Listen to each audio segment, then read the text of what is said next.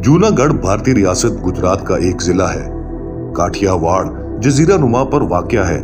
जूनागढ़ का 15 सितंबर सन 1947 को पाकिस्तान के साथ इलाक़ जुलाई 1947 के हिंदुस्तानी आज़ादी एक्ट का पहला इम्तिहान था, जिसने रियासतों को पाकिस्तान या हिंदुस्तान में से किसी एक के साथ इलाक़ करने की इजाज़त दी।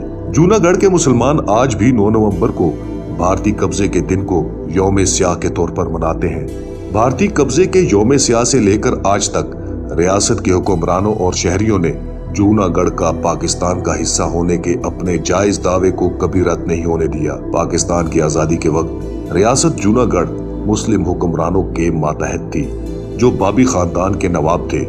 नवाब महाबत खान जी, नवाब ऑफ जूनागढ़ ने पाकिस्तान के गवर्नर जनरल कायद आजम मोहम्मद अली जिन्ना के साथ इलाक़ की दस्तावेज पर दस्तखत किए। नवाब की तरफ से ये फैसला जूनागढ़ की रियासती कौंसिल से मशावरत के बाद लिया गया, जिसमें हिंदू और मुसलमान दोनों शामिल थे। जब नवाब कायद आजम से मुख्तलिफ मामलात तय करने के लिए कराची आए तो भारत की तरफ से जूनागढ़ में खाना बदोशी पैदा हो गई।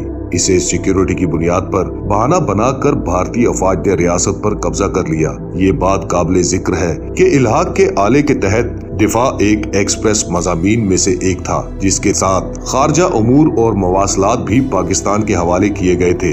लेकिन उस वक्त अखबारात में इस इलाक़ की इत्तला ने नई दिल्ली को मुश्तइल कर दिया। हुकूमत हिंद ने 17 सितंबर सन 1947 को जूनागढ़ के इर्द गिर्द फौजें मुंतशिर कर दी। नतीजतन हुकूमत हिंद ने जूनागढ़ को अपनी सफ में लाने के लिए 2 और हरबों का सहारा लिया। पहली रियासत की मुआशी नाकाबंदी थी, जिसने अक्टूबर 1947 के आखिर तक खुराक और अशिया की हालत को घटा दिया था। दूसरा हरबा आरजी हुकूमत था, जो महात्मा गांधी के भतीजे समल दास गांधी की क़यादत में कायम किया गया था। जूनागढ़ की बिगड़ती हुई सिक्योरिटी, खुराक और मुआशी सूरत हाल ने हिंदुस्तान के लिए रियासत पर कब्जा आसान कर दिया।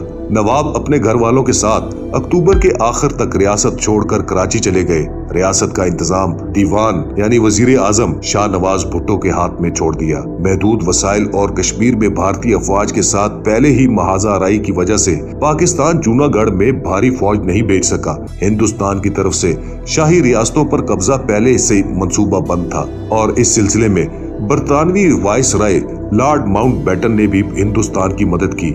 रियासत जूनागढ़ पर भारतीय तसल्लुत भारतीय बदनीयती और जारहाना अज़म को बेनकाब करता है। पाकिस्तान की आज़ादी के पहले दिन ही पाकिस्तान के वजूद को तस्लीम करने से भारतीय इनकार का सबूत है। लॉर्ड माउंटबेटन ने भी मुख्तलिफ हरबों से रियासतों को हिंदुस्तान के साथ इलाक़ पर मजबूर किया। ये रिकॉर्ड पर है कि लॉर्ड माउंटबेटन ने कहा था कि अगर वो 15 अगस्त को रियासतों की टोकरी लेकर आए तो कांग्रेस उन्हें कोई भी कीमत अदा करने के लिए तैयार होगी, और इसीलिए कांग्रेस ने उन्हें हिंदुस्तान का गवर्नर जनरल तस्लीम किया। इसके बाद 9 नवंबर सन 1947 को हुकूमत हिंद ने रियासत का इंतजाम संभाल लिया।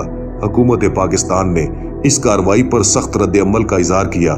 बाद अज़ां 20 फरवरी सन 1948 को होने वाली राय शुमारी में भारतीय फौज ने भारत के हक में जोड़ तोड़ किया।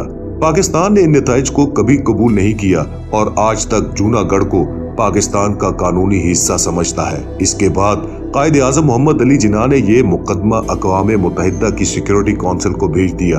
आज़ादी के वक्त जूनागढ़ रियासत 3500 मुरब्बा मील से ज्यादा के रकबे पर फैली हुई थी।